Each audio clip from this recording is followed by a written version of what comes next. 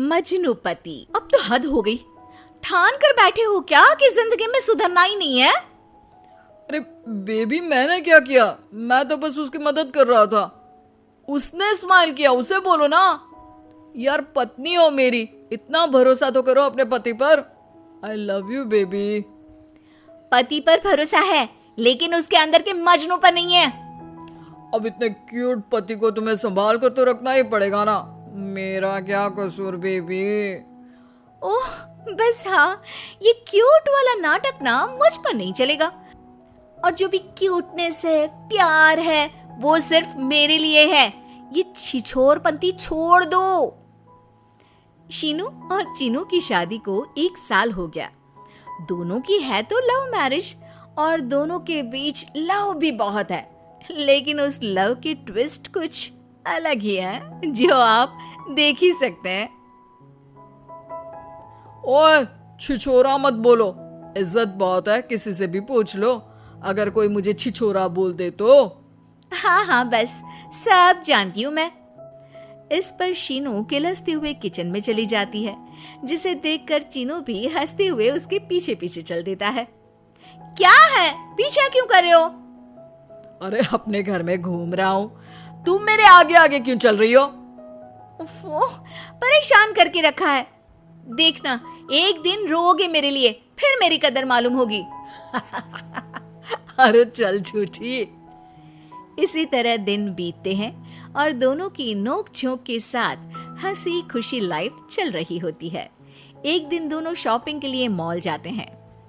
आज देखो कैसे तुम्हारी जेब खाली कराती हूँ।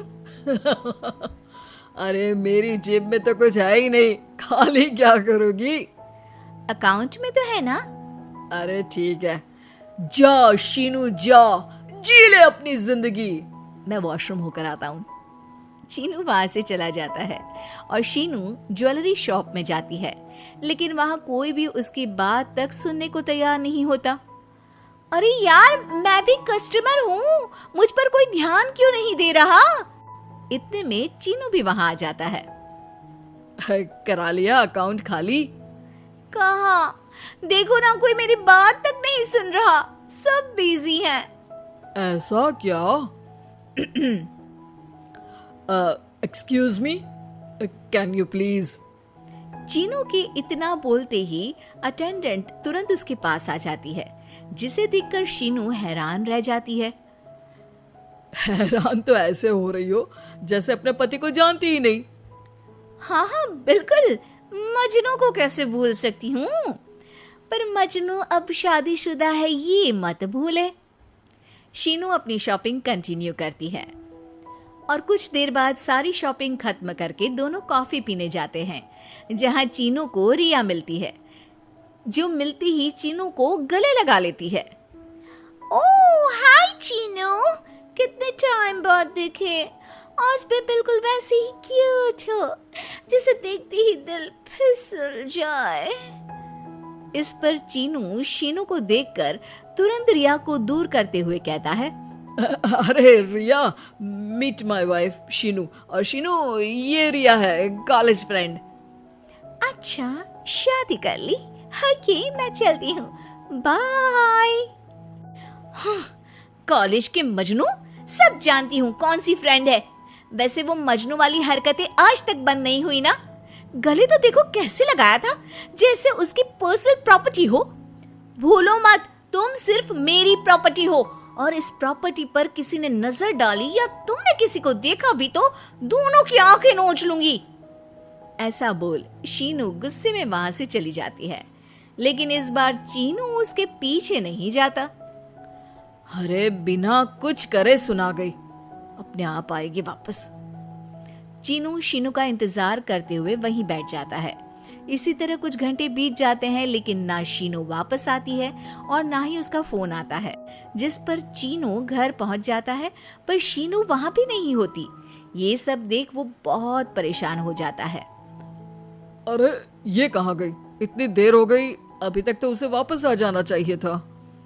चीनू सभी रिश्तेदारों और दोस्तों को कॉल करना शुरू करता है, पर कहीं से भी शीनू का कुछ पता नहीं चलता। कहीं गुस्से में इधर उधर तो नहीं निकल गई? अरे पर जाएगी कहाँ? पूरा दिन बीत जाता है, लेकिन शीनू की कोई खबर ना मिलने पर अब चीनू उसे ढूंढने बाहर निकलता है। अरे कहीं उसे कुछ हो तो नहीं गया? नहीं नहीं, मेरी शीनू को कुछ नहीं हो सकता।